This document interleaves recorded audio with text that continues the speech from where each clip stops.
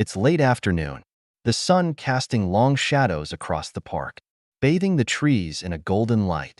Elijah Hayes, a 16-year-old black teenager, sits on a bench by the fountain, absently scrolling through his phone. The park is quiet, save for the occasional chirp of birds and the laughter of children in the distance. It's a peaceful moment, the kind he's grown to cherish in a world that often feels heavy. But today, that calm is about to be shattered. From the corner of his eye, Elijah notices a woman walking briskly in his direction, her blonde hair tightly pulled back, her face pinched with concentration. She pauses just a few feet away from him, glances at him for a split second, then looks away. "I don't like the look of him."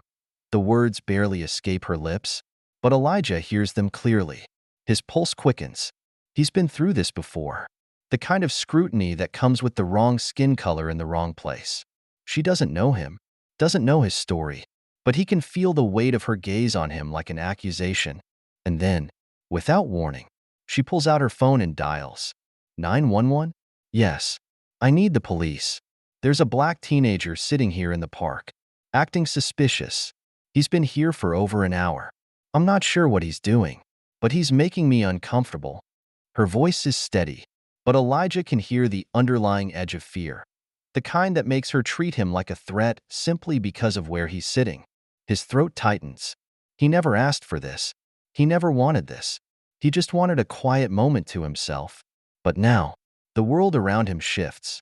The calm is about to turn into something ugly. The sound of sirens grows louder in the distance. Drawing closer, Elijah stands up, his phone still in his hand, the screen a blur of notification alerts. What's going to happen now? The question hits him like a punch to the gut. He knows how this goes, how these situations escalate. A simple call, a simple accusation, and then the world spins out of control. He takes a slow breath, his chest tightening. He's done everything right. He hasn't caused any trouble. Yet somehow, here he is, about to be handcuffed by a stranger who sees him as nothing more than a threat. But there's one thing Elijah doesn't know yet. Someone is about to change the game entirely. Elijah doesn't fit the mold the world has carved for him, at least. That's what he's always been told. He's not the angry, rebellious kid that people assume black teens in his neighborhood are. He's not a problem. He's not a statistic. He's a dreamer. A young man who wants something more than the expectations placed on him. He wants to be seen for who he is, smart, creative, and driven. He wants to write, maybe even make movies one day. He wants to make a difference. But how can he do that when every move he makes is scrutinized? When a moment of peace can turn into a confrontation with the police just because of the color of his skin? Elijah sighs, running a hand through his hair as the squad car pulls up to the curb. His chest tightens. He's been here before. But that doesn't make it any easier. The police car comes to a stop right in front of Elijah. The officer inside doesn't hesitate. He steps out of the vehicle, his hand resting near his holster. The woman who called them, her face full of judgment and barely disguised suspicion, stands to the side, pointing at Elijah. "This is him," she says, her voice sharp, her fingers shaking slightly as she points directly at him. "I don't know what he's doing here, but he's acting suspicious." The officer glances between Elijah and the woman, his eyes narrowing. He takes a step forward. "You got ID on you?" The officer's voice is calm, but there's an underlying tension in his tone. Elijah swallows hard, trying to stay calm. He knows how to handle himself. But this moment feels different, more dangerous. He pulls his ID from his wallet and hands it over.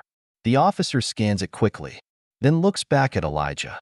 There's something cold in his gaze, something that tells Elijah this isn't just a misunderstanding. It's a setup. "I'm going to need you to come with me," the officer says, reaching for Elijah's arm. Elijah doesn't move. His heart races, his hands trembling slightly. He wants to fight back, but he knows the rules. Don't resist.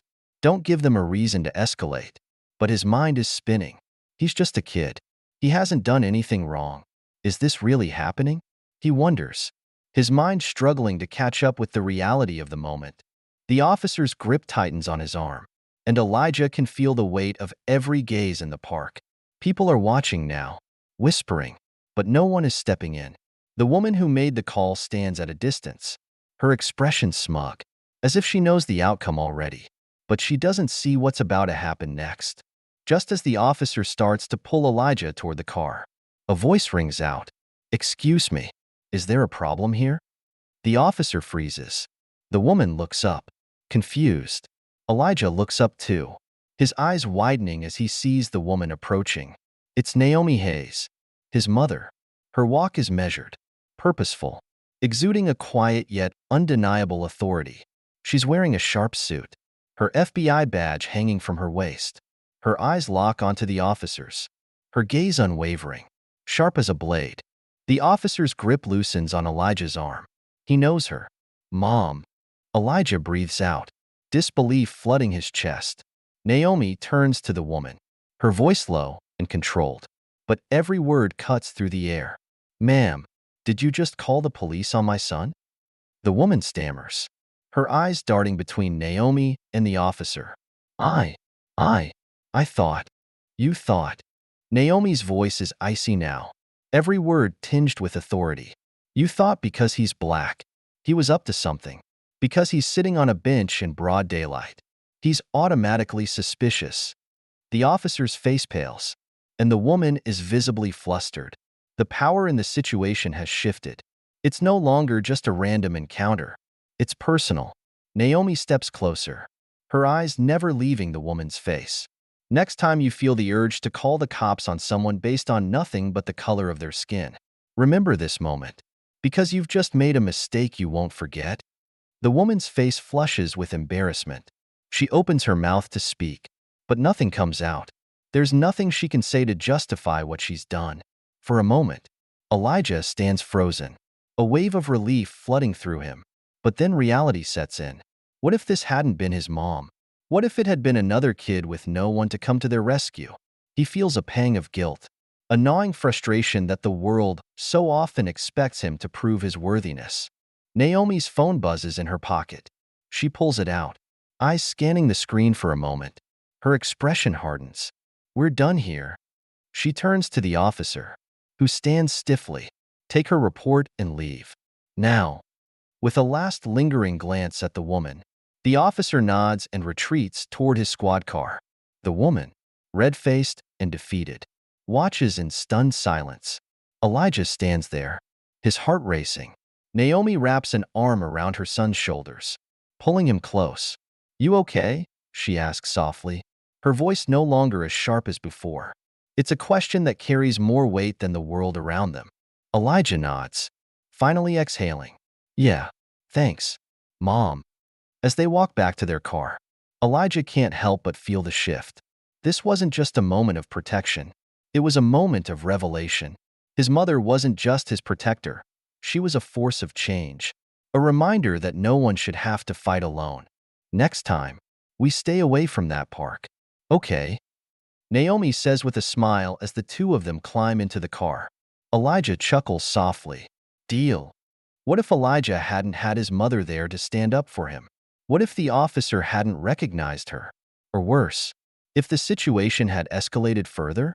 Imagine a world where this innocent moment in the park could have ended in a devastatingly different way. How many more times are we going to let people like Elijah face these kinds of injustices? How many more times will fear and prejudice dictate how people are treated simply because of the color of their skin? It could have been anyone. It could have been you. What would you have done if you were in Elijah's shoes or his mother's? We want to hear your thoughts. Drop a comment below and share how this story made you feel. Do you believe we can change the narrative? If this story struck a chord with you, hit subscribe so you don't miss the powerful stories that need to be told. Because change starts with awareness. And together, we can amplify these important conversations. Let's keep this discussion going.